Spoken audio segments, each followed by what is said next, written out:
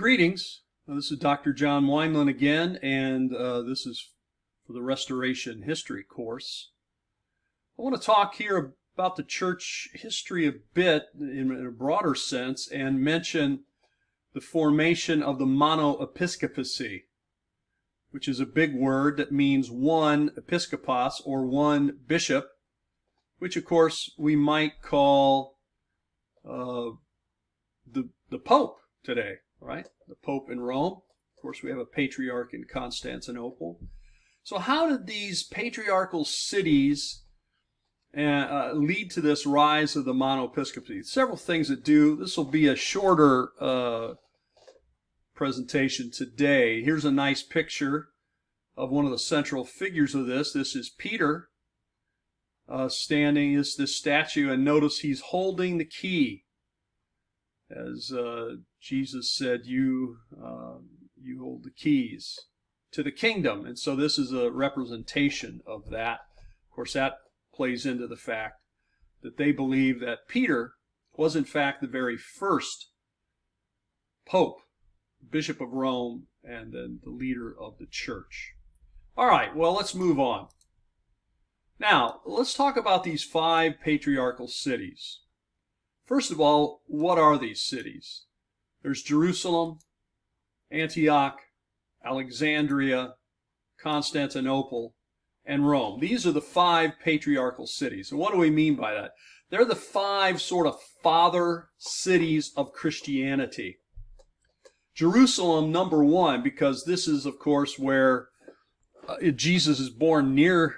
He's born near here in Bethlehem, which is just a few miles south of Jerusalem. And of course, he dies in Jerusalem, and he's raised from the dead in Jerusalem. And Peter preaches the first sermon that brings the church together in Jerusalem. So this is the primo city. And I have the picture here of the Dome of the Rock. And of course, just as a reminder that Jerusalem obviously is important not only to Christianity, but to the Jews, because up on this platform, not far from where the Dome of the Rock is located today, stood the Temple of Solomon, Solomonic Temple. And so very important to the Jews. They still come to the wall of that platform and pray. The Western Wall, sometimes called the Wailing Wall. And obviously you see the Dome of the Rock. This is where Muslims believe that Abraham sacrificed his son, but also where Muhammad came to visit that spot and was ascended from that rock inside of there. I've been inside of there. They used to let people go in. Now, in recent times, I don't think they let anyone in there except for Muslims. At certain times can go in. But at any rate, they believe Abraham sacrificed his son here, but that Muhammad ascended into heaven and got a glimpse of it from that rock. And that's why it's very important. So Jerusalem, a key city, probably the 3rd most important city in Islam, the number 1 most important city in Judaism and Christianity. Antioch, of course, mentioned in the Bible. There's more than one Antioch. This Antioch is Antioch of Syria, not Pisidian Antioch or any of the other Antiochs, but this one, the important city of Antioch of Syria. This was sort of a headquarters for Paul, and it was a center of Christianity. This is where they're first called Christians, at Antioch. So another center of Christianity outside of the Jewish world. This is the number 1. And then Alexandria. Alexandria had a huge Jewish population, a large Christian population. This was a city founded by Alexander the Great and became the capital there, very important harbor and port. And it's a place where the Septuagint is translated. If you know the Septuagint, is basically the Old Testament writings. The Hebrew writings were translated into Greek so that the Jews could read it, because many Jews, especially around Alexandria, could not read Hebrew, but they could read Greek. And so the 70 elders decided we need to get together and translate the Old Testament into Greek, or the Hebrew Bible into Greek. That comes to be called the Septuagint, which stands for 70, referring to the 70 elders or leaders that will oversee this process. And many early Christian thinkers were there, like Origen. Constantinople and Rome are both political centers and both church centers as well. Constantinople, you might know that old song, Istanbul, not Constantinople. Well, Constantinople was founded by Constantine the Great, and it became the new capital of Rome and the center then of his world. And since he was a Christian emperor who made Christianity legal, not the official religion at that time, but the legal and preferred because it was the emperor's religion. And then, of course, Rome, the political center of the Roman Empire, and becomes a center of Christianity as well. Well, what are these 5 patriarchal cities then? What's going to happen to them? Well, the first 3 of them, Jerusalem, Antioch, and Alexandria, all fall to the Muslims. When the Muslims move out of the Arabian Peninsula from Mecca and Medina and they move northward, they're going to head towards Jerusalem, because Jerusalem was the place where Muhammad had visited. And in fact, you may not know this, but Islam, before Mecca was converted to Islam, the Muslims prayed towards Jerusalem. Okay, and so it's a very important city to them. They took over that area, then they expanded, take over Egypt and Syria, and so we see all 3 of those cities diminish. Their Christian population and influence diminishes because of that, and we're left with just 2 main cities then, Constantinople and Rome. Both political centers, both religious centers, and I don't think it's any accident then that these 2 political centers that are left will be the 2 main cities then, with the Great Schism, 1054. We see the Great Schism, which means the division of the church east and west. It had been growing in the centuries before 1054, but it becomes official. They basically sort of excommunicate or exclude each other in 1054. And so you see the Eastern Orthodox Church centered in Constantinople, the Western Church centered in Rome, and this great schism then has taken place. And by the way, it has never been overcome. We still have the church in the East and the church in the West, which don't have that much contact with one another. They divided over theological things. They also divided over practical things, like, when do you celebrate Easter? And I don't have time to go into all that, but basically, the Western Church always has Easter on a Sunday, right? Easter Sunday. But the Eastern Church, it's not necessarily on a Sunday. It's on the day that happens. Well, we can understand this. We celebrate Christmas on December 25th, no matter what day of the week it is. They celebrate Easter depending on the moon, but in the West they bump that up to a Sunday. So anyway, these are just some of the divisions. There are many others. All right, now let's take a look at this mono-episcopacy, shall we? Mono-episcopacy, as we said, means one episkopos, one bishop. So here we see a priest conducting the Eucharist here, the blessing over it, the consecration. Mono-episcopacy, you could trace it back as well to the pattern you find in the New Testament. Do we have multiple leaders? Well, not really. Jesus is the leader, and he has 12 followers. And those 12 followers, once Jesus ascends into heaven, they become leaders of their own and have their own followers.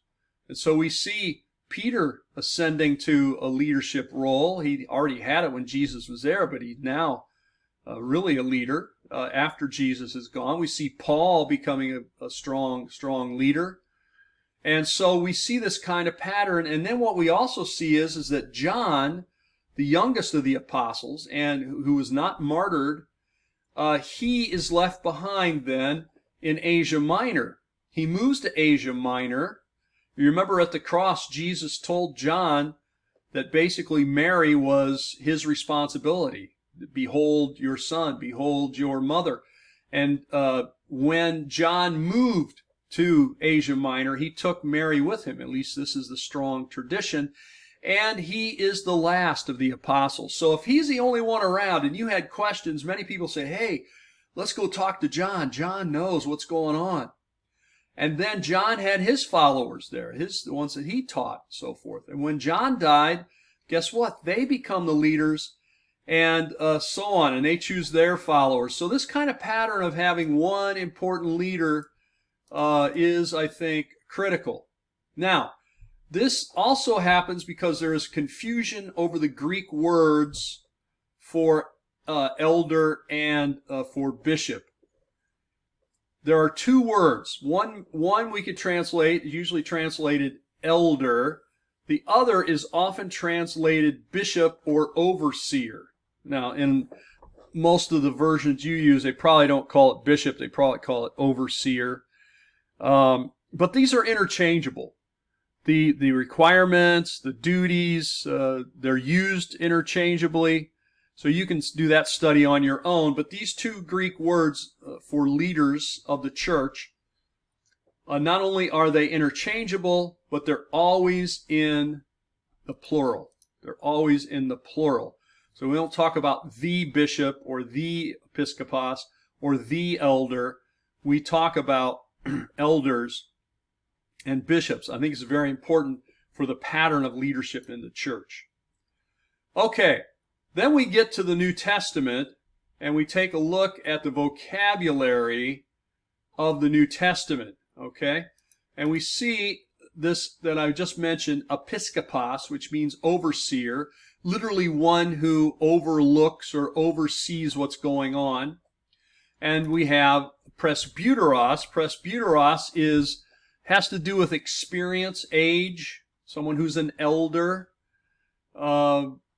It kind of could come back to mean, the person with a beard, the person kind of with the gray hair, that sort of thing. The person's been around, got experience. And these two words are used interchangeably and always in the plural. And then the word diakonos, which is where we get our word for deacon, which literally means servant.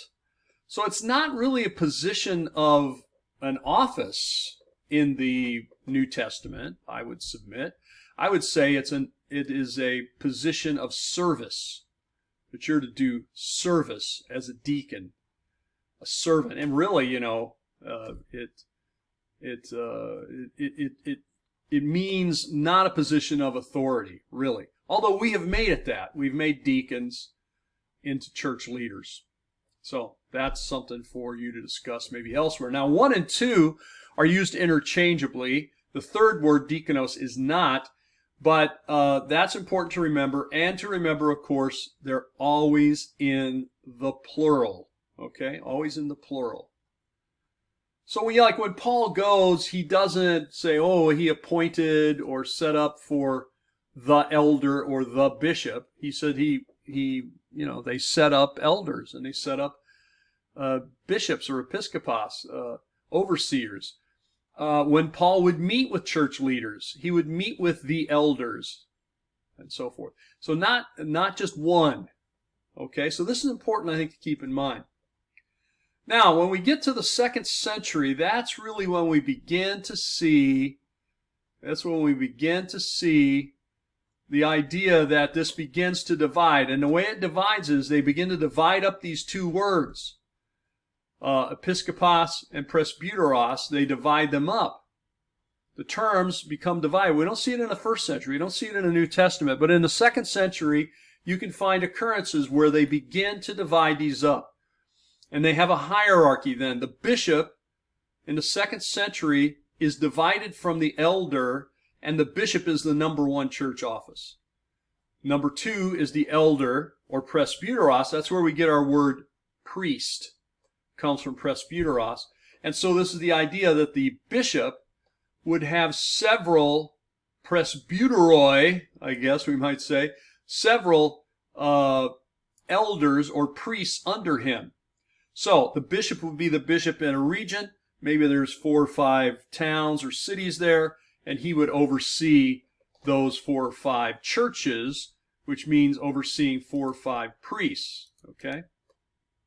And then the deacon was often placed in a congregation with the priest to help out the priest during the service and to help with other duties around the church.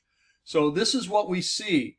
We see the bishop, the elder, the deacon becoming 3 offices then, and in this kind of hierarchy, 1, 2, 3. And that's what confuses things today, and this is really where we see that the Bishop of Rome, since we have those 2 cities, only 2 cities left, we have Rome, and we have Constantinople, then the Bishop of Rome, since there's only 1 bishop in Rome, and it's the main city, it becomes the chief officer, I guess we might say, chief official of the church. Now, I hope that this helps explain to you a little bit about where the Pope comes from, where the monoepiscopacy comes from, and where we see the division in the church east and west, and where that comes from. Well, critical thing is to remember these terms, episkopos and presbyteros, are interchangeable in the New Testament, and they're in the plural. All right, I think that's it for this time. If you have any questions, be sure to notify me, send me an email, and I will try to answer them as soon as I can. Have a great day.